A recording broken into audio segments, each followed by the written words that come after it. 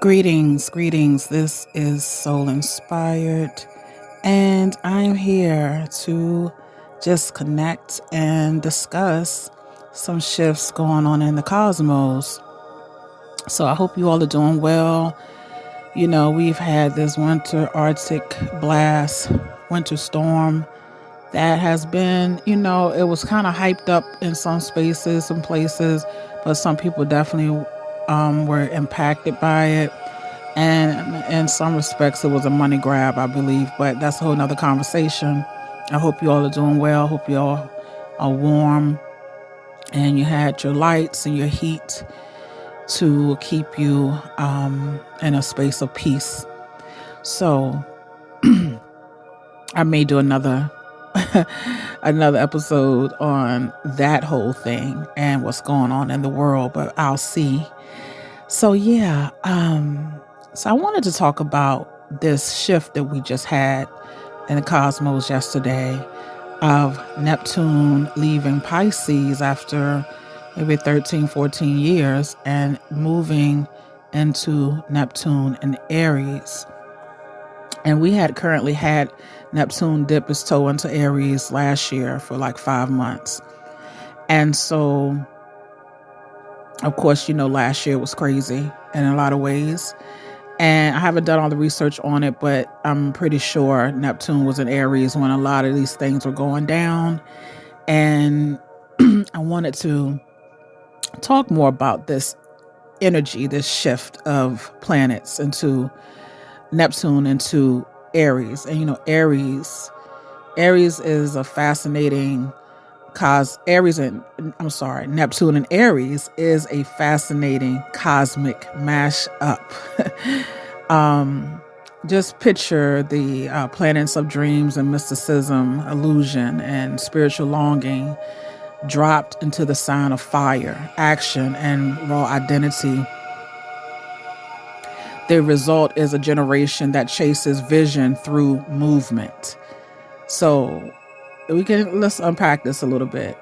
What Neptune represents. Neptune dissolves boundaries. It rules imagination, intuition, spirituality, escapism, ideals, and collective dreams. Wherever Neptune sits, reality gets soft and around the edges. It gets soft around the edges. So when Aries comes into play, Aries is ignition. It rules bold beginnings, independence, instinct, courage, and I am. It moves fast and it acts first. Acts first and then asks questions later. Aim first and then ask questions later type thing. So when you put them together, Neptune and Aries creates spiritual warriors, vision-driven initiators, and people who act on faith before proof appears. These are souls who feel called to start movements, pioneer healing paths, or chase ideals others think are impossible. So there's a quality here of acting on intuition and fighting for a dream, refusing to wait for permission, creating identity through spiritual purpose. But there's also a shadow. Of course, there's also the light and the not so light, which is the shadow in anything we do. But you could be chasing illusions. You could be burning out on a vision that wasn't grounded. You could be confusing impulse with divine guidance. You could be escaping through constant reinvention. And the key lesson of Neptune in Aries is learning the difference between true calling and fantasy. So collectively, Neptune takes about 165 years to move through all of the signs. And so this placement marks an era. The last time Neptune was in Aries was 1861 through 1875. And we know that's a period of revolutions, spiritualist movements, identity-based uprisings and people fighting for ideals larger than themselves. It was the Emancipation Proclamation. It was the Civil War.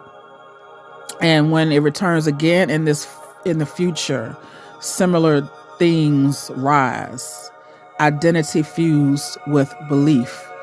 And so if someone has this placement in their natal chart, their life path often involves creating a self-concept tied to spiritual or visionary purpose, inspiring others through life or lived examples, learning, grounding practices to avoid drifting. And when aligned, they become a torchbearer. When they're ungrounded, they become a mirage chasing itself. It says, become who you are by following the dream, but learn to build the bridge before crossing the ocean. And the universe is strange and beautiful in that way. So I wanted to, we are in revolutionary times. You can see it play out right in front of us.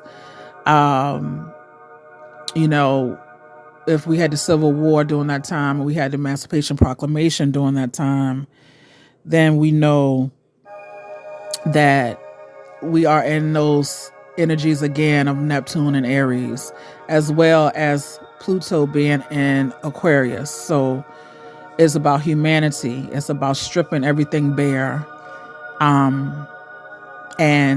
dealing with the whole, the people as a whole.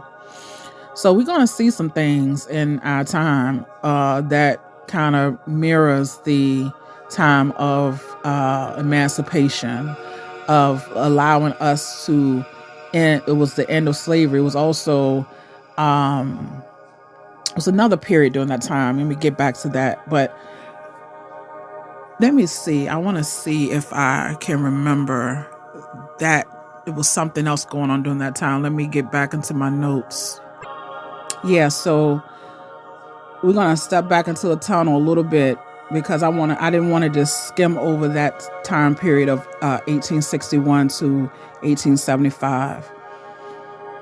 So 1861 to 1875 in America was not ordinary history. It was a reality-breaking, identity-shattering, world reordering era. It perfectly was matching the last time Neptune moved through Aries. Dreams, illusions, sacrifice, spiritual idealism fused with war, courage, rebellion, and reinvention of identity. So in 1861 to 1865 was the Civil War. America split in two, not just politically, spiritually, and morally. We can see that happening right now, like literally. We could look on the news and on social media and see what's happening right now. It's almost like a mirror. The Union and the Confederacy fought over slavery, power, and national identity. Over 600,000 deaths, the bloodiest war in U.S. history. Entire cities burned, families divided, the old order cracked open. And there was Aries fire on the battlefield. There was Neptune fog over reality, propaganda, myth-making, messianic leaders, and idolized causes. People didn't just fight for land, they fought for beliefs about what America was supposed to be. And it was fighting, of course, over slavery and keeping us in slavery. Yeah, so 1863, the Emancipation Proclamation, Abraham Lincoln declared enslaved people in Confederate states free. Not fully enforced yet, but symbolically explosive. A visionary moral act in the middle of chaos, which he really didn't want to do it. Let's be real. He didn't love us. But it was very Neptune and Aries acting on an ideal before the world I guess, is ready for it. But 1865, the war ends, Confederates surrender. Abraham Lincoln was assassinated. The nation stands dazed and grieving and undefined. The old America died and a new identity had to be born. So this is what I was looking for as well. In 1865 to 1875, there was, this is where it really gets Neptunian. Slavery officially abolished, 13th Amendment. Black men were granted citizenship, and this was the Reconstruction period. Black men granted citizenship and voting rights, 14th and 15th Amendments. Black politicians elected, new schools and institutions built. Federal troops occupied the South to enforce change, and for a moment, a dream of radically new society flickered a little bit into existence. Then there was violent backlash, the rise of the Ku Klux Klan, broken promises, withdrawal of protection, the dream dissolving into betrayal. And so that's classic vision to hope to illusion to disillusion. And so the deeper pattern, this era asks, who counts as human? Who belongs? What is freedom? What is America's identity? Those are Neptune and Aries questions, identity fused with spiritual or moral vision, acted out through conflict. And why this matters astrologically, this matters because the last time Neptune was in Aries, they shattered an old world, they declared new ideals, they fought to embody them, then struggled to make them real.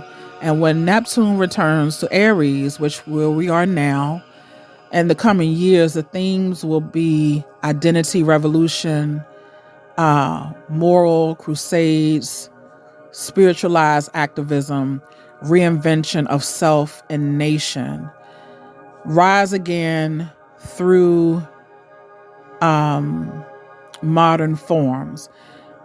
History doesn't repeat, but it rhymes and archetypes. So America in 1861 to 75 was a nation walking through fire and fog at once, trying to become something new while haunted by what it refused to release. And again, you can see that happening right now. In strange, terrible, brave, and visionary years. Exactly the kind of Neptune and Aries writes into the human story. So Neptune and Aries through the 12 signs. Aries is pure ignition, the dreamer. As a pioneer, faith-driven action, lives by instinct and vision, must avoid chasing mirages. Taurus, dreams seek embodiment, vision turns into tangible art, healing products, land projects, or sensible spirituality, must avoid financial illusions. Gemini, vision moves through your words. Storytellers, teachers, messengers of new paradigms, must avoid scattered belief systems. Cancer, spiritual identity tied to ancestry, home, emotional safety, deep, intuitive protectors, must avoid savior fantasies or emotional fog. Leo, the visionary performer, creative leadership, spiritual charisma, heart-centered inspiration, must avoid ego inflation or messiah complexes. Virgo, the sacred craftsperson, healing through service, technique, ritual precision, must avoid perfectionism and blocking intuition. Libra, the dream of divine partnership, spiritual justice, beauty, harmony, movements, Must avoid projecting fantasies onto others. Scorpio, the mystic warrior, deep occult insight, transformative power, fearless seekers of hidden truth. Must avoid obsession or destructive idealism. Sagittarius, the pilgrim, spiritual adventurer, teacher, traveler of philosophies, must avoid believing every horizon is the promised land. Capricorn, the builder of sacred structures, turns vision into institutions, businesses, systems, must avoid hollow ambition or disillusionment with authority. Aquarius, the revolutionary mystic, collective awakening, technology and spirituality, future dreaming, must avoid detachment from human reality. Pisces, Neptune's home, sea meeting Aries fire, the divine spark dissolving into divine ocean. Ultimate mystics, artists, healers must avoid complete escapism.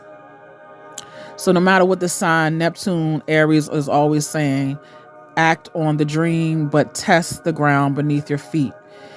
Its courage is fused with mysticism, the sacred spark seeking form. And we know that Neptune in Pisces, and then we also had Saturn in Pisces. So it was basically stripping away the illusions, stripping away the false prophets, stripping away the false teachers, pastors, preachers who were not living in Mayat. All of those things were being shown for who they are, what they are. And so now we're moving into, I think Saturn will be going into Aries as well. So again, I have not been keeping up with every movement as I usually do.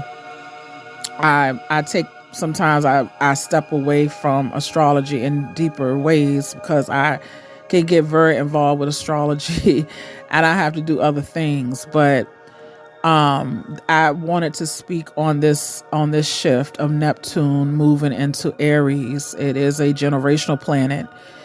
However, it affects us all. And if it's a generational planet, it also affects the whole as a people and the people who are being born under the sun. So, they will be those spiritual warriors as well. And when they become older. So yes, we are in that time of revolution. We are in that time of spiritual warriors, of vision seekers. We have those beautiful energies in front of us. And so I wanted to just talk on it, I will be stepping in more into my energy, into my power. I am a fire sign. I'm a Leo, and also I have some Scorpio in my chart as well. And I have Aries. I was so interesting with my chart. I have Aries in the 5th and 6th house.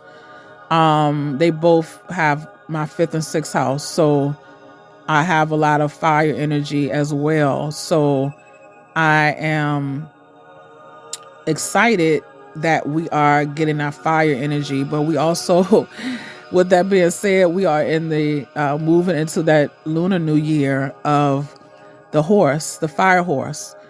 I believe it is a fire horse, and so that's going to be a new year, and so it will be a lot of fire. So be very careful with the fire. Be responsible with fire. Make sure that you are not playing with fire and that you respect fire.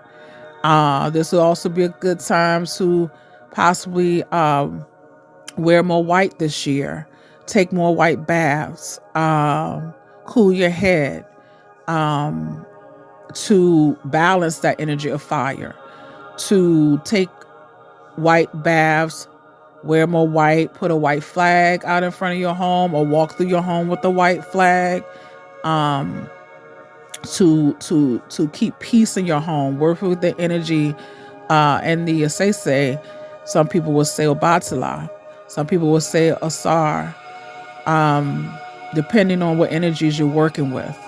Some people would work with those energies to balance that. As we know, Shango, at one point it was all red for Shango, and then he was did some things that was, hurt himself, and so he worked with Obatala, and so he also is known to have red and white now to balance out that energy of fire. So remember that when you are walking in this new energy, and it is a slow energy. So this is for the next 13 years of Neptune and Aries.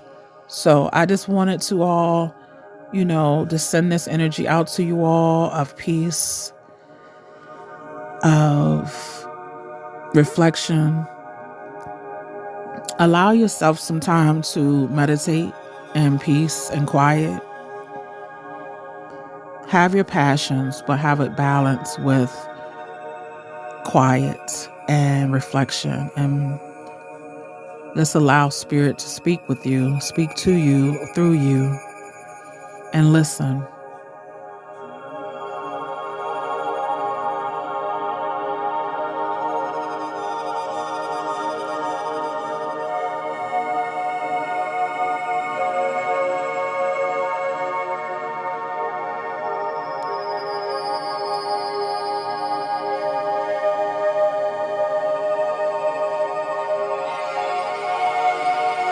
All right. Much love to you all. I hope this was helpful to understand Neptune moving into Aries, what it has moved into Aries at this point. And I send you all much love, peace, power, balance, harmony, joy, health, Ankh Uja Seneb. Dua. Ashe, and so it is. So inspired.